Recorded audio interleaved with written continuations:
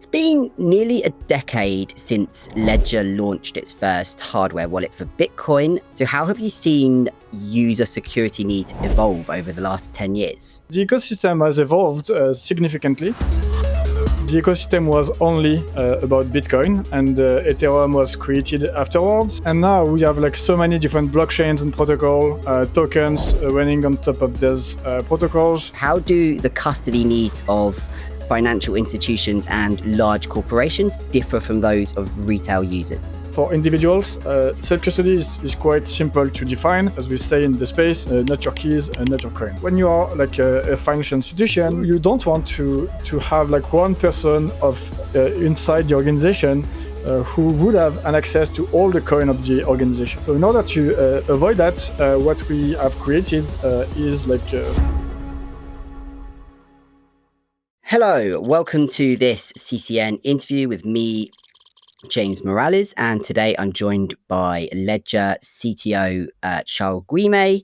Ledger is, of course, the OG hardware wallet, so yeah, welcome. Yeah, thank you for having me. No problem. So it's been nearly a decade since Ledger launched its first hardware wallet for Bitcoin. And over the years, you've expanded into other coins and tokens. So how have you seen user security needs evolve over the last 10 years? Yes, as you said, Ledger was created more than 10 years ago. That was in 2014. And at this time, that was the ecosystem was only about Bitcoin, and Ethereum was created afterwards. In between, there were some Bitcoin clones. And now we have so many different blockchains and protocol tokens running on top of these protocols.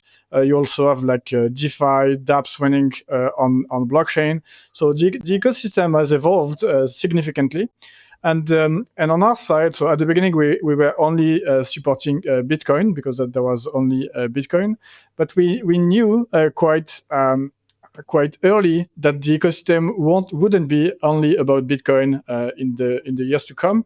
And what we did was to create open platforms. Like the device that we built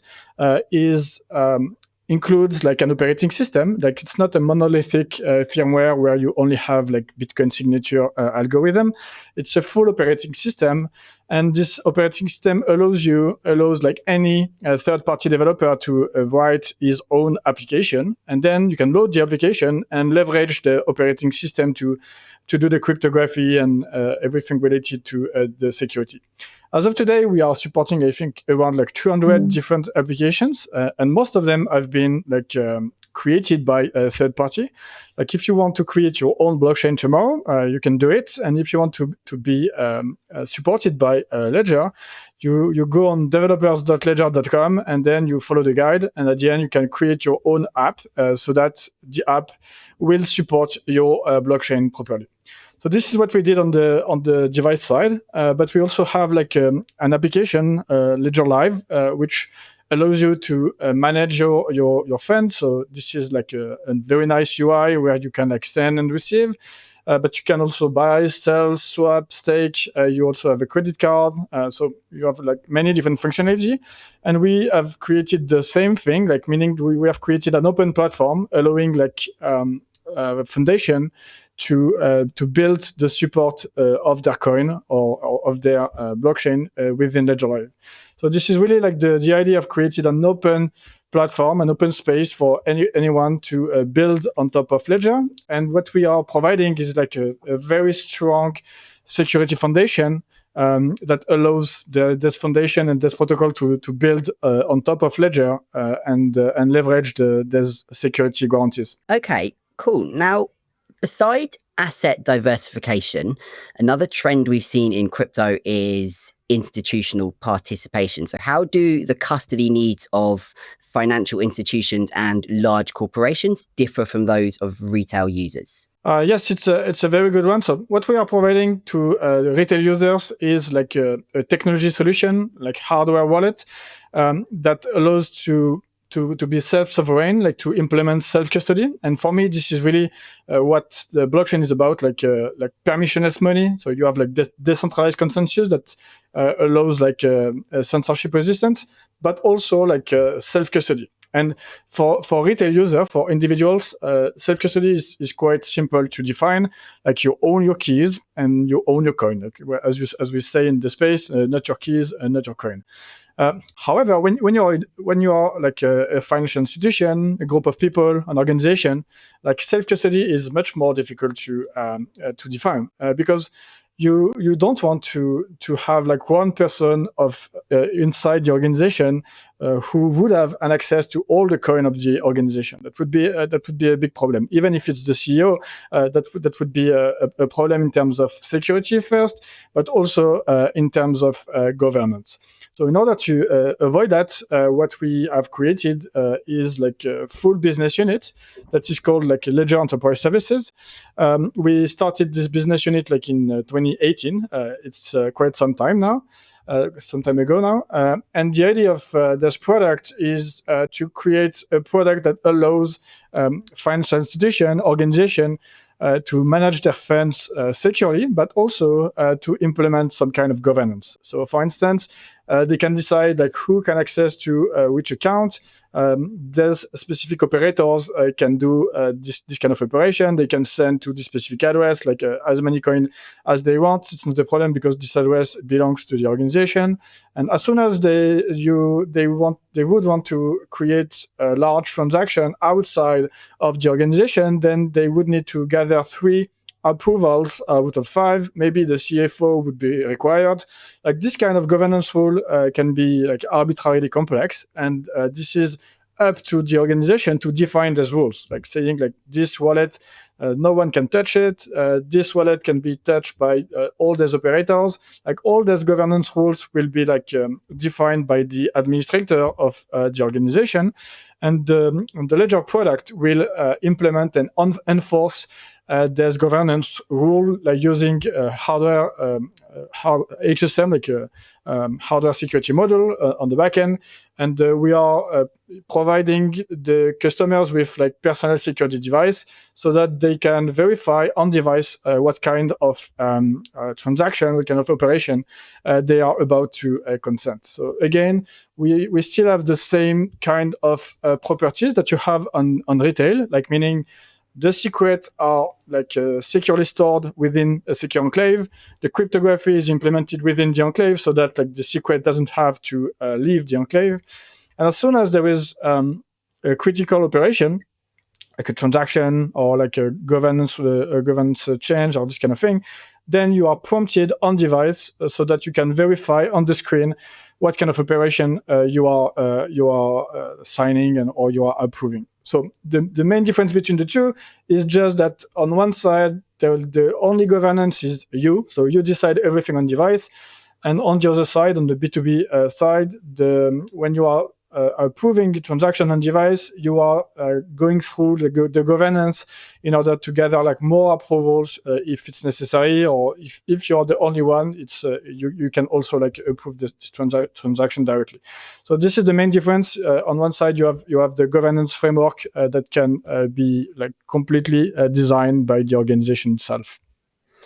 Okay, and how does this work in practice? Is the actual device the same? Have you got, CEOs with Ledger Nanos, and then they're able to do multi-signature transactions to coordinate with themselves, sort of? So in practice, this is a SaaS platform. So they have like a dedicated UI on the website that is dedicated for them.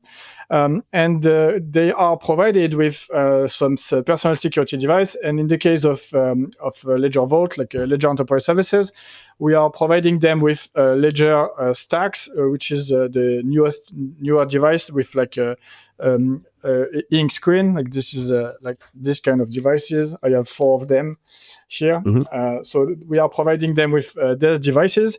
And the main difference is like the operating system and the application running inside this device. In the case of the B2B is a little bit different because it must take into account like the governance rules I mentioned. but in terms of hardware, this is the same. In terms of UI, on the B2C side, you have like Ledger Live. On the B2B side, you have like a web SaaS web page application. And behind the hood, for the B2B, like you have HSM, hardware security modules, that are like enforcing the governance and also like implementing the cryptography to sign transactions. So this is the main difference in terms of design technology between the two. We are relying in the same principles, like strong cryptography, hardware security, but there are some differences because you need to take into account like the governance part. Okay, thank you. And I wanted to talk about stablecoins, which now account for 3 of the top 20 market cap digital assets, combined market cap of nearly $300 billion or so. In terms of secure custody, do you need to treat them differently from something like Bitcoin? So stablecoins, most of the time, these are tokens that are running on like a programmable blockchain.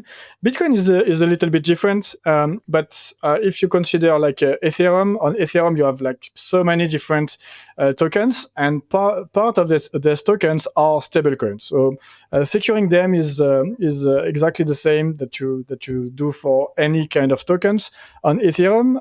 If you consider like other big blockchain where you have like stablecoins such as Solana, this is the same. There's our SPL token, which is the format for token on Solana. And on Tron, this is a TRC token, so this is the format for token on Tron. So in all these cases, like the USDT, USDC, or GHO, like all the stable coins, they are just a token on these chains. And for us, supporting a stablecoin is almost the same thing. It's exactly the same thing as supporting like a generic token on these chains. There might be a few differences because with stablecoins, quite often you can do like much more things than you can do with other tokens. You can do DeFi, for instance, if you want to, if you want to do lending of your stablecoin on Morpho or Aave, then you will have to interact with Morpho or Aave with your stablecoin. Which is not the case with most of the other tokens. So that might be one of the difference. So on our case, we are working so that we support all the important protocol and clear sign them. Clear signing protocol means that on the device that you have in your hand, you can verify that you are about to deposit this amount of USDT on Morpho, and you can verify everything on the screen, so that you have like strong security guarantees that what you are doing is what you wanted to do. Okay, and just to confirm that I understand this, so you obviously have within the operating system, predefined support for the token standards, and then there's nothing really that you need to do if you want to add a new SLP or ERC20 or something into your ledger. The only thing we have to do is to sign a file that says like the address of this smart contract matches with the USDT contract. So that on the device, you can verify that you send USDT and not like a random hexadecimal string that you don't understand.